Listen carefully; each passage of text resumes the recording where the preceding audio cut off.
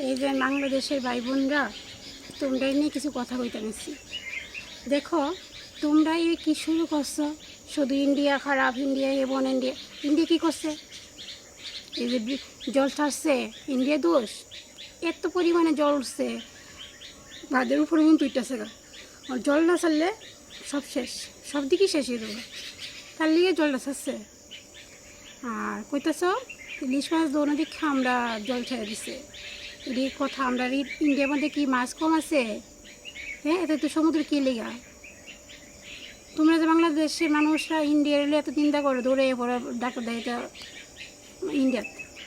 আমরা আমরা এখানে ডাক্তাররা কোনো দিন চিন্তা করছে বাংলাদেশে কুয়া? না তো কিছু কিছু না তো।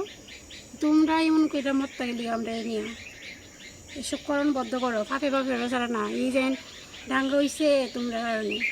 এতদিন ছাত্র আন্দোলন, দেশ স্বাধীন হয়েছে বাংলাদেশ। হিন্দুর বাড়ি ঘর ভাঙছ, মার্ডার করছ, মূর্তি ভাঙছ, মন্দির ভাঙছ, তৈরি শাস্তি আছে না? আর অনিলে ইন্ডিয়ার দোষ। ভালো যাবো, শুধরে যাওয়া, ভালো হইতে টাকা পয়সা লাগে না, ভালো যাওয়া এতটুকুই। ইন্ডিয়ার নামে তো কোনো খারাপ কোনো কথা না শোনে, খারাপ কথা বদ্ধ করো, ঠিক আছে? এতটুকুই।